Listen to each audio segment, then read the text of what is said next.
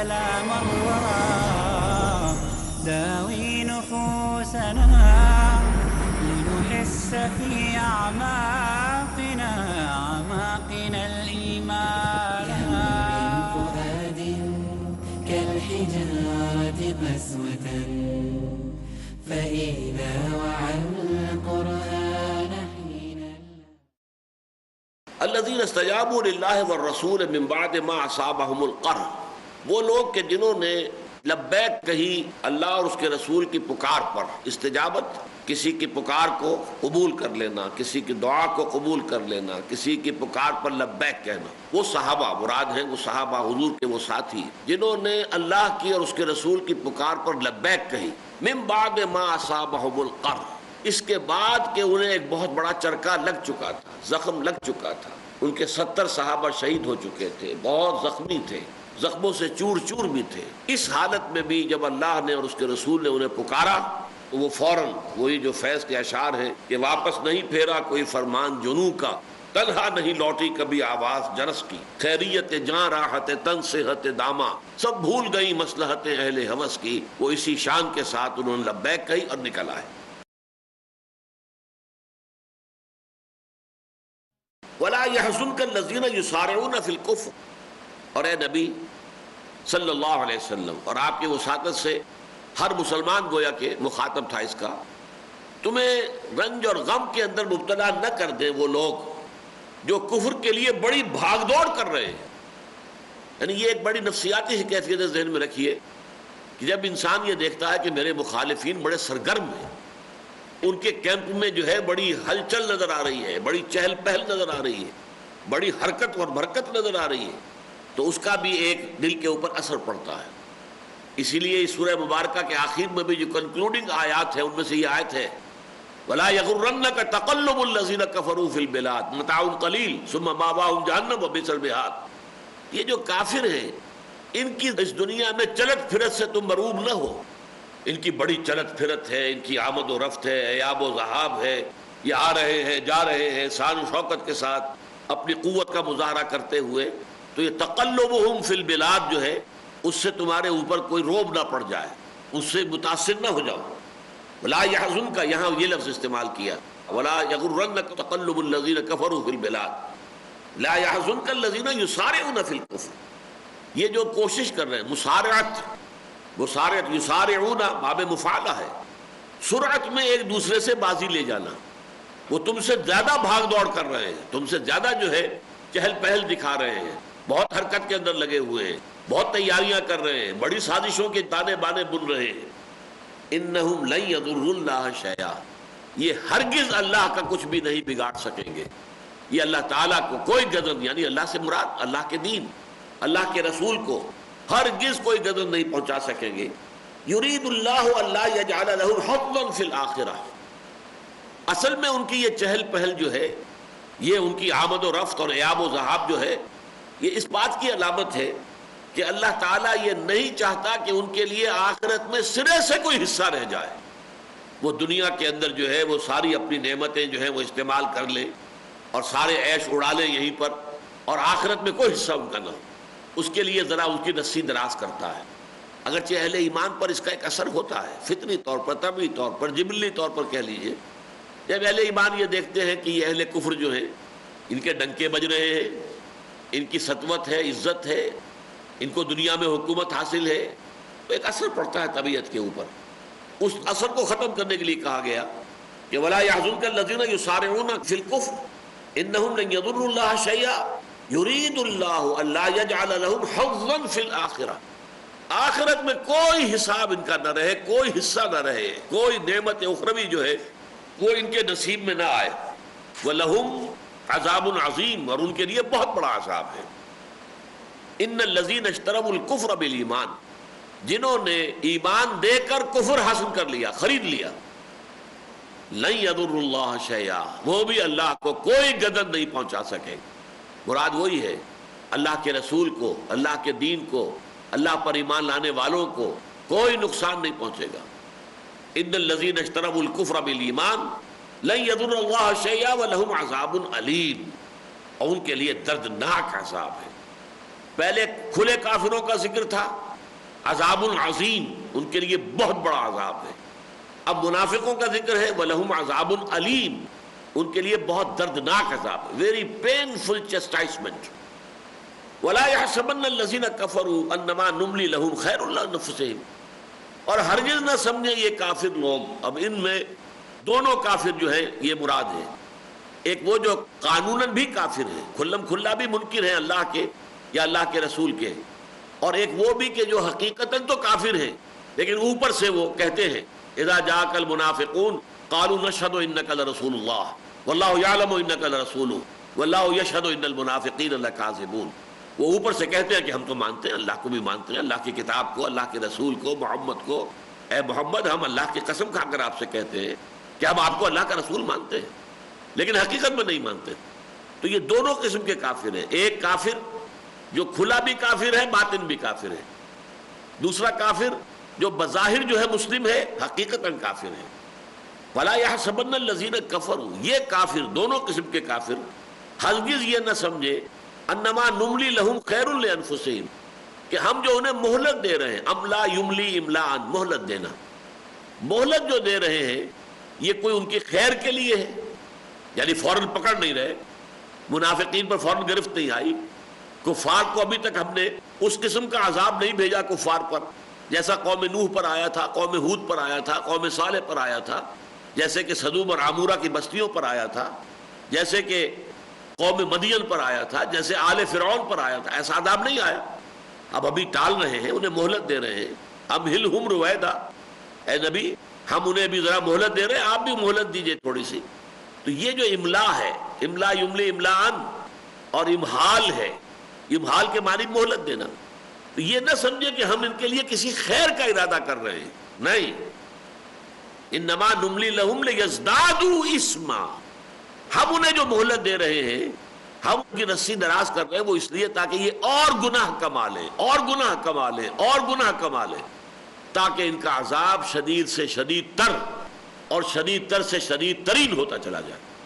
اس مہلت کو یہ اپنے حق میں خیر نہ سمجھیں، یہ مہلت ان کے حق میں شر ہے۔ لا يحسبن الذين كفروا انما نملی لہم خیر لانفسہم، کہ یہ جو ہم کو مہلت دے رہے ہیں، ان کی رسی دراز کر رہے ہیں، انہیں ابھی ہم ڈیل دے رہے ہیں، یہ ان کی جانوں کے لیے معال کار کے اعتبار سے، انما نملی لہم لیزدادوا اثما، یہ تو ہم اس لیے ان کو ڈھیل دے رہے ہیں، رسی دراز کر رہے ہیں کہ وہ اور گناہ کما لیں۔ وَلَهُمْ عَذَابٌ مُهِينٌ، اور ان کے لیے ہے اہانت آمیز عذاب۔ اب یہ تیسرا لفظ آیا ہے، عذاب عظیم آیت نمبر 176، عذاب علیم آیت 177، اور عذاب مہین آیت 178۔ مہین اہانت سے ہے، اہانت آمیز، رسوا کن عذاب، جس میں کہ انتہائی ان کی جو ہے وہ رسوائی ہے، خزی فی الحیات الدنیا والآخرہ، دنیا اور آخرت دونوں کے اندر جو ہے ان کی رسوائی۔ ما کان اللہ لیذر المؤمنین علی ما انتم علیہ حتی یمیز الخبیث من الطیب۔ یہ اس سورہ مبارکہ میں جو یہ بحث ہوئی ہے 60 آیات میں، اس کا سب سے اہم اور مرکزی مضمون یہ ہے، اللہ تعالیٰ کی طرف سے آزمائشیں کیوں آتی ہیں، اہل ایمان پر سختیاں کیوں آئی ہیں، مکے میں صحابہ کرام کو اللہ نے کیوں اجازت دے رکھی تھی کفار کو کہ ان کو جس طرح چاہیں آزما لیں، جس طرح چاہیں انہیں تکلیف دے دیں۔ اللہ تعالیٰ ابو جہل کے ہاتھ شل کر سکتا تھا تاکہ وہ حضرت سمیہ اور حضرت یاسر رضی اللہ تعالیٰ عنہما کو کوئی پرسیکیوٹ نہ کر سکے، ٹارچر نہ کر سکے۔ جب اس نے نیزہ اٹھایا تھا اور حضرت سمیہ کی شرمگاہ کے اندر جو ہے وہ نیزہ جو ہے وہ مار رہا تھا، تو وہیں پر اس کا ہاتھ شل ہو سکتا تھا، اللہ کو اختیار تھا۔ کیوں اللہ رسی دراز کرتا ہے، کیوں اللہ مہلت دیتا ہے انہیں، کیوں اللہ نے اتنی مہلت دے رکھی تھی امیہ ابن خلف کو کہ حضرت بلال کو جو ہے وہ جیسے جانوروں کی گردن میں رسی ڈال کر گھسیٹا جاتا ہے انہیں، ایسے انہیں گھسیٹا جا رہا تھا مکے کی گلیوں میں۔ کیوں؟ اس کے اندر حکمت ہے، یہ حکمت ابلاغ، تاکہ ان کے محاسن اور ظاہر ہو جائیں، ان کی استقامت واضح ہو جائے، ان کے اندر صبر و ثبات کا جو پہاڑ ہے کوہ ہمالا وہ نگاہوں کے سامنے آ جائے۔ پھر یہ کہ اس میں یہ بھی فائدہ ہے، دیکھنے والوں کے دلوں پر اس کا اثر ہوتا ہے، یہ لوگ صبر و استقامت کے پہاڑ کوہ ہمالا، اور ان کا جرم کچھ بھی نہیں ہے، پرسیکیوشن کس بات کی ہو رہی ہے، انہوں نے کیا کیا ہے، کوئی چوری کی ہے، کوئی ڈاکہ ڈالا ہے، کسی کی عزت پر ہاتھ ڈالا، کچھ نہیں، صرف یہ کہتے ہیں کہ ہم ایک اللہ کے ماننے والے ہیں اور محمد کو ہم تسلیم کرتے ہیں کہ وہ اللہ کے رسول ہے، بس اس کے اوپر یہ تعظیم، یہ پرسیکیوشن، یہ ٹارچر. تو یہ اس حوالے سے. اور پھر سب سے بڑی بات یہ ہے کہ اللہ تعالیٰ کھوٹے کو کھرے سے علیحدہ کرنا چاہتا ہے. اب یہاں پر آخری مرتبہ اس کو اسی مضمون کو جو کئی مرتبہ آیا ہے اس سورہ مبارکہ میں کہ اس میں حکمت ہے اللہ کی، اس میں عظیم جو ہے فوائد مضمر ہیں. یہاں فرمایا ما کان اللہ لیذر المؤمنین علی ما انتم علیہ حتی یمیز الخبیث من الطیب. اللہ کے شایان شان نہیں ہے، اللہ کو یہ بات قبول نہیں ہے، منظور نہیں ہے کہ وہ چھوڑے رکھے اہل ایمان کو اسی کیفیت میں جس میں کہ تم ہو. تمہارے اندر خیر اور شر ابھی ذرا ملا جلا ہے. صادق الایمان اور منافق رلے ملے ہیں. مسجد نبوی میں سب جمع ہو جاتے ہیں، حضور کے پیچھے نماز پڑھنے میں منافق بھی کھڑے ہوتے ہیں. بلکہ جو منافقوں کا سردار ہے سب سے بڑا عبداللہ ابن ابی، وہ تو اپنی چودراہٹ کے اظہار کے لیے کھڑے ہو کر پہلے لوگوں سے کہتا ہے لوگوں غور سے ان کی بات سنو، یہ اللہ کے رسول ہے. حالانکہ منافق تھا بدبخت، وہ اللہ کا رسول نہیں مانتا تھا اپنے دل میں. وہ تو صرف یہ ہے کہ غزوہ بدر کے بعد وہ ایمان لایا تھا، غزوہ بدر سے پہلے ایمان بھی نہیں لایا. اور اس کے دل میں تو آگ بڑی بھڑک رہی تھی، اس لیے کہ اس کو بادشاہ بنانے کا فیصلہ ہوا تھا مدینے کا. اس کے لیے جو ہے تاج سونے کا تیار کیا جا چکا تھا. ابھی تاج پوشی رہتی تھی، رسم نہیں ہوئی تھی کہ حضور صلی اللہ علیہ وسلم تشریف لے آئے، بے تاج بادشاہ کی حیثیت سے مدینے میں داخل ہو گئے. اب اس کے سارے خواب چکناچور ہو گئے. اس لیے وہ تو اول روز سے، اول تو یہ کہ وہ غزوہ بدر تک تو ایمان لایا ہی نہیں، اڑا رہا کفر پر. حالانکہ اس کا قبیلہ جو ہے خزرج، اس کے بیشتر لوگ ایمان لے آئے، لیکن وہ کھڑا رہا. البتہ بدر کے بعد جب اس نے دیکھا یہ معاملہ تو بڑی زبردست طاقت ہے محمد کی اور ان کے ساتھیوں کی، قریش کو ایسی زبردست شکست دے کر آ گئے. ان کے 70 سرکردہ لوگ تھے، لیڈر، وہ ختم ہو گئے ان کے ہاتھوں. 70 کو یہ قیدی بنا کر لے آئے. کل 313 کی نفری تھی ان کی، اور ان کے پاس ہتھیار بھی نہیں تھے. تو اس وقت جو روب پڑا ہے اس پر تو وہ ایمان لے آیا. لیکن غزوہ احد کے اندر آپ کو معلوم ہے دھوکہ دیا، فریب دیا اور اپنے 300 آدمیوں کو لے کر واپس چلا گیا. تو یہاں یہ اللہ تعالیٰ فرما رہے ہیں کہ یہ جو تم گڈمڈ ہو ابھی آپس میں رلے ملے ہوئے ہو، خبیث بھی اور طیب بھی، پاک بھی ہے یعنی اہل ایمان جن کے دل پاک ہے نفاق اور ضعف ایمان کے امراض سے، اور خبیث جن کے دلوں کے اندر یہ روگ ہے، اندر منافقت کی سیاہی ہے، اندر جو ہے ان کے یہ بیماری موجود ہے. اس کو بیماری ہی سے تعبیر کیا گیا ہے، فی قلوبہم مرض فزادہم اللہ مرضا. ان کے دلوں میں ایک روگ ہے، بیماری ہے، تو اللہ تعالیٰ نے ان کی بیماری میں اضافہ کر دیا ہے. اقرأ أخيا ورتل القرآن. سب طرح کی تعریف اللہ ہی کے لیے ہے جو تمام مخلوقات کا پروردگار ہے، بڑا مہربان، نہایت رحم والا، انصاف کے دن کا حاکم ہے. قوموں کے عروج و زوال کا پیمانہ ہے قرآن. اے پروردگار، ہم تیری ہی عبادت کرتے ہیں اور تجھی سے مدد مانگتے ہیں. انسان کو انسان بنانا ہے مقصود قرآن. ہم کو سیدھے رستے چلا، ان لوگوں کے رستے جن پر تو اپنا فضل و کرم کرتا رہا، نہ ان کے جن پر غصے ہوتا رہا، اور نہ گمراہوں کی. عالم دنیا، عالم برزخ، عالم آخرت، ان تینوں مراحل میں کامیابی سے ہمکنار کرنے والا ہے قرآن. الف لام میم. قرآن سے تعلق کیسے قائم کریں یہ جاننے کے لیے دیکھیے ہمارا پروگرام فیضان کتاب و سنت، صرف پیس ٹی وی اردو پر. اقرأ أخيا. حاصل کیجئے وہ تعلیم جو انسانیت کے لیے ہے باعث ہدایت. فیضان کتاب و سنت، آج رات 7:30 بجے اور دوبارہ صبح 10:30 بجے انڈیا میں پیس ٹی وی اردو پر. Dialogue, discussion, debate, rebuttal, conclusion. Eliminate misconceptions about religion. get enlightened. Witness Dr. Zakir Naik in a battle of words in Crossfire. ہر اتوار رات 8:30 بجے اور دوبارہ صبح 8:30 بجے انڈیا میں پیس ٹی وی اردو پر.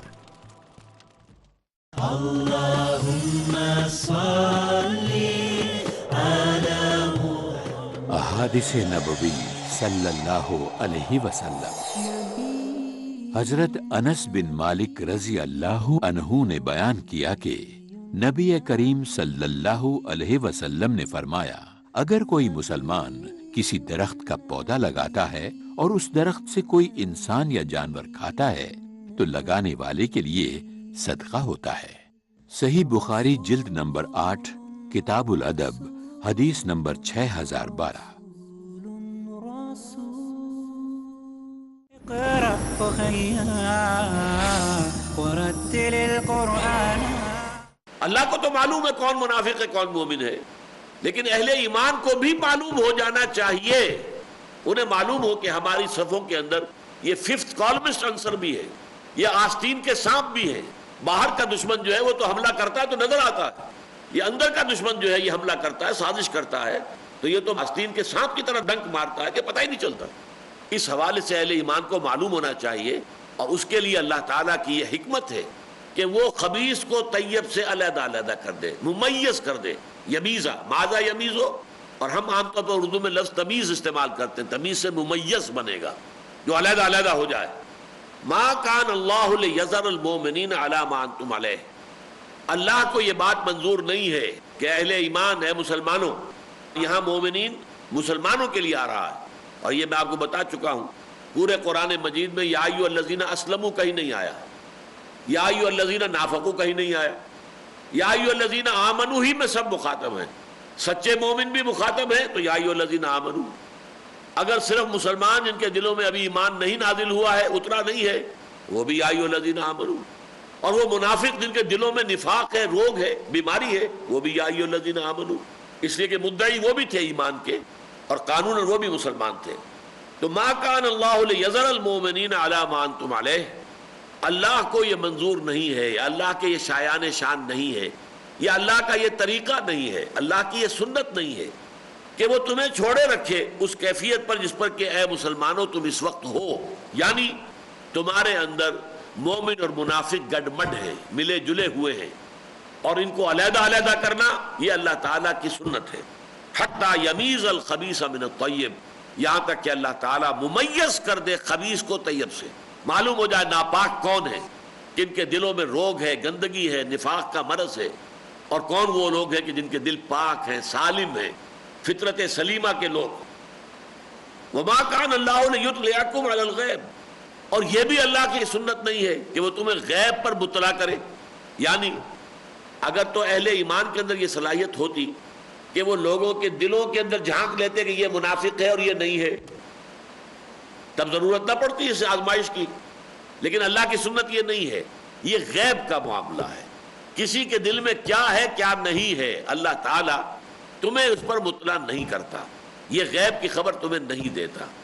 اگر تو ہوتا یہ صرف معاملہ رسولوں کا ہے، رسولوں کے بارے میں اللہ تعالیٰ جو ہے جس کو چاہتا ہے وَلَٰكِنَّ اللَّهَ يَجْتَبِي مِن رُّسُلِهِ مَن يَشَاءُ، اپنے رسولوں میں سے جس کو چاہتا ہے غیب کا علم دیتا ہے، جتنا چاہتا ہے دیتا ہے.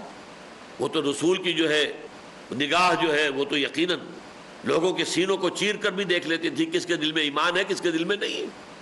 لیکن عام صاحب ایمان کے لیے یہ نہیں ہے، اس کے پاس وہ صلاحیت نہیں ہے، اسے اللہ تعالیٰ نے غیب کا علم نہیں دیا ہے. یہ قاعدہ نہیں ہے اس کائنات کا، اور یہ جو تخلیق آدم کا معاملہ ہے اس میں یہ نہیں ہے کہ لوگوں کو، عام لوگوں کو غیب کی اطلاعات بام پہنچائی جائیں. البتہ یہ ہے کہ اللہ تعالیٰ اپنے رسولوں میں سے جن کو بھی چن لیتا ہے، پسند کر لیتا ہے، تو ان کو وہ غیب کی خبر بھی دیتا ہے. وَمَا كَانَ اللَّهُ لِيُطْلِعَكُمْ عَلَى الْغَيْبِ. اور اللہ کی یہ شان نہیں ہے، یہ طریقہ نہیں ہے، یہ سنت نہیں ہے کہ وہ تمہیں مطلع کرے غیب پر. وَلَٰكِنَّ اللَّهَ يَجْتَبِي مِن رُّسُلِهِ مَن يَشَاءُ. ہاں لیکن اللہ تعالیٰ پسند فرما لیتا ہے اپنے رسولوں میں سے جس کو چاہتا ہے. مستقبل کی خبریں بھی تو حضور کو دی گئی ہیں اور حضور نے ہمیں دی ہے. یہ ما یکون میں آ گیا، یعنی آپ نے خبریں دی ہیں قیامت کی علامات کیا ہوں گی. آپ نے جو آخری زمانے کی جنگوں کا تذکرہ کیا ہے، حدیث کے پورے باب ہیں، کتاب الملاحم اور کتاب اشراط الساعہ، کتاب و علامات القیامہ، یہ سب کیا ہے؟ یہ آئندہ کی خبریں دی جا رہی ہیں نا، ما یکون ہے یہ، اور ما کانا جو پیچھے ہے، یقیناً حضور کا علم ما کانا اور ما یکون دونوں کو حاوی ہے، لیکن کل ما کانا نہیں اور کل ما یکون نہیں، دونوں طرف جو ہے محدودیت ہو جائے گی، لیکن اپنی جگہ پر ایسنشلی ما کانا بھی ہے اور ما یکون بھی ہے، اس لیے کہ جو کچھ ہونے والے ہیں واقعات، جو مستقبل میں پیش آنے والے واقعات ہیں، ان کی بھی خبر اللہ نے حضور کو دی ہے صلی اللہ علیہ وسلم، اور حضور نے کتنی پیشن گوئیاں جو ہیں وہ مسلمانوں کے سامنے، صحابہ کے سامنے بیان کی ہیں، جو ہمارے پاس اب حدیث کی کتابوں میں جمع ہیں۔ تو اس اعتبار سے ایک شخص جب الفاظ بول رہا ہوتا ہے تو اس کے ذہن میں اس کا تصور کچھ اور ہوتا ہے، ما کانا و ما یکون۔ اب سننے والے نے کہا گویا کہ یہ کہہ رہا ہے کہ کل ما کان اور کل ما یکون، یہ یقیناً شرک ہو جائے گا۔ حضور کا علم حادث ہے، قدیم نہیں ہے، نمبر ایک۔ عطائی ہے، اللہ کا عطا کردہ ہے، ذاتی نہیں ہے، نمبر دو۔ محدود ہے، لا محدود نہیں۔ اب اگر ہم اس پر جائیں کہ صاحب کوئی علم تھا ہی نہیں، تو اس کا تو مطلب یہ کہ نبوت کی نفی ہو گئی۔ نبوت علم غیب ہی کا تو نام ہے، عالم غیب کی سیریں کراتا ہے اللہ تعالیٰ۔ کذالک نری ابراہیم ملکوت السماوات والارض، حضرت ابراہیم کو آسمان و زمین کے ملکوت دکھائے اللہ نے، حضور کو شب معراج میں کیا کیا دکھایا، کیا کیا مشاہدات کرائے۔ اب اس کی نفی ہم کیسے کریں گے؟ تو یقیناً غیب کا علم حضور کو عطا کیا گیا، لیکن کل غیب نہیں۔ کل غیب کہیں گے تو یہ شرک ہو جائے گا، لیکن غیب مجرد تو علم ہے، جتنا بھی اللہ نے چاہا غیب ہے، جتنا اللہ نے دیا غیب میں سے وہ یقیناً اللہ کے رسول کا علم ہے۔ تو وہی بات یہاں فرمائی ہے، ما کان اللہ لیطلعکم علی الغیب ولکن اللہ یجتبی من رسلہ من یشاء فآمنوا باللہ ورسولہ۔ پس اے مسلمانوں، تمہارا کام یہ کہ ایمان لاؤ اللہ پر اور اس کے رسول پر، غیب پر تمہیں مطلع نہیں کیا جائے گا۔ تمہاری کاشان یہ کہ یؤمنون بالغیب، غیب میں رہتے ہوئے ایمان لاؤ، تبھی تو ایمان ہے۔ اگر سامنے سارے معاملات آ جائیں گے قیامت کے دن تو سب سے بڑا مومن تو ابو جہل ہوگا۔ کیا انکار کرے گا وہ اللہ کا؟ کیا وہ آخرت کا؟ کیا وہ قیامت کا؟ کیا وہ جنت کا دوزخ کا؟ کسی کا انکار کرے گا؟ جو فرعون ہے وہ سب سے بڑا مومن ہوگا اس دن؟ نہیں، اس دن کی بات نہیں، غیب کے عالم میں رہتے ہوئے، جیسا کہ سورہ بقرہ کے بالکل شروع میں فرمایا، الذین یؤمنون بالغیب ویقیمون الصلاۃ ومما رزقناہم ينفقون۔ لہذا تمہیں تو غیب پر خود مطلع ہو کر ایمان لانا وہ تمہارا معاملہ نہیں ہے۔ غیب پر تو ہم مطلع کرتے ہیں صرف اپنے رسولوں میں سے جس کو چاہیں جتنا چاہیں، لیکن تمہارا کام یہ ہے فآمنوا باللہ ورسولہ، ایمان لاؤ اللہ پر اور اس کے رسولوں پر، وإن تؤمنوا وتتقوا، اور اگر تم واقعتاً اللہ پر ایمان رکھو گے اور تقویٰ کی روش اختیار کرو گے، فلکم اجر عظیم، تو تمہارے لیے بہت بڑا اجر و ثواب ہے۔ ولا يحسبن الذين يبخلون بما آتاهم الله من فضله هو خيرا لهم، جیسے یہ فرمایا تھا کہ اگر ہم کافروں اور منافقوں کی رسی دراز کر رہے ہیں، مہلت دے رہے ہیں، تو وہ یہ نہ سمجھے کہ یہ ان کے حق میں خیر ہے، یہ شر ہے، تاکہ وہ اور گناہ کما لیں، اپنے نامہ اعمال کو اور سیاہ کر لیں، اپنے عذاب کی سختیوں میں اور اضافہ کر لیں۔ اسی طرح یہاں فرمایا ولا يحسبن الذين يبخلون بما آتاهم الله من فضله هو خيرا لهم، ہرگز نہ سمجھے وہ لوگ جو اس مال کے ساتھ بخل کرتے ہیں جو اللہ نے انہیں اپنے فضل سے عطا کیا ہے، کہ یہ ان کے لیے خیر ہے۔ اللہ نے دولت دی ہے، اللہ کا دین تقاضا کر رہا ہے، لاؤ اللہ کے راہ میں صرف کرو، دین کی اشاعت کے لیے، نشر و اشاعت کے لیے، تبلیغ کے لیے، دین کی اقامت ہے، جد و جہد ہے، ضروریات ہیں ان کی پورا کرنے کے لیے خرچ کرو۔ لیکن جو لوگ اس کے باوجود اپنی تجوریوں کے دروازے بند رکھتے ہیں، اپنی جیبیں جو ہیں ان تک ان کے ہاتھ نہیں جاتے، تو یہ نہ سمجھے کہ یہ اس کا خیر، پیسہ اگر ان کے پاس بچ گیا ہے، اگر ان کی تجوریوں کے اندر دولت ہے، سونا ہے، چاندی ہے، رکھی ہے تو یہ خیر ہے، نہیں، بل ہوا شر لہم، یہ ان کے لیے بہت بڑا شر ہے، بہت بڑی خرابی، بہت بڑی ان کے لیے مصیبت ہوگی قیامت کے دن۔ کیوں؟ سیطوقون ما بخلوا بہ یوم القیامہ، ان کو طوق پہنایا جائے گا اس دولت کا قیامت کے دن، جس چیز کے ساتھ انہوں نے بخل کیا تھا وہ ان کی گردنوں میں طوق کی شکل کے اندر جو ہے وہ آویزہ ہوں گی، چیزیں طوق پڑے ہوئے ہوں گے قیامت کے دن۔ وَلِلَّهِ مِيرَاثُ السَّمَاوَاتِ وَالْأَرْضِ، اور بالآخر تو آسمان اور زمین کی کل وراثت اللہ ہی کے لیے ہے۔ یعنی آج آپ کو معلوم ہے، آج کچھ مال آپ کے پاس ہے، چلیے کل آپ نہیں ہوں گے، آپ کے وارث کے پاس، آپ کے بیٹے کے پاس چلا جائے گا، ہوتے ہوتے یہ پوری دنیا ختم ہو جائے گی تو کہاں جائے گا وہ مال؟ آخر کار الوارث، وارث جو ہے آخری وہ تو اللہ ہی ہے، سب کچھ اسی کے لیے رہ جانا ہے۔ وَلِلَّهِ مِيرَاثُ السَّمَاوَاتِ وَالْأَرْضِ، یہ تو مالی میرا مال، میری فلاں شے، میری جائیداد، میرا کام، میری، یہ انسان کی دنیا کے اندر تھوڑے سے دیر کے لیے یہ جو چلت پھرت ہے، چہل پہل ہے، چمک دمک ہے، اور اس میں جو انسان کی جو ہے نظر خیرہ ہوتی ہے، یہ کچھ بھی نہیں، اس کی حقیقت کچھ بھی نہیں۔ وَلِلَّهِ مِيرَاثُ السَّمَاوَاتِ وَالْأَرْضِ، آسمانوں اور زمین کی میراث اور وراثت بالآخر اللہ ہی کے لیے۔ وَاللَّهُ بِمَا تَعْمَلُونَ خَبِيرٌ، اور جو کچھ تم کر رہے ہو اللہ اس سے خوب باخبر ہے۔ اقرأ وخيّا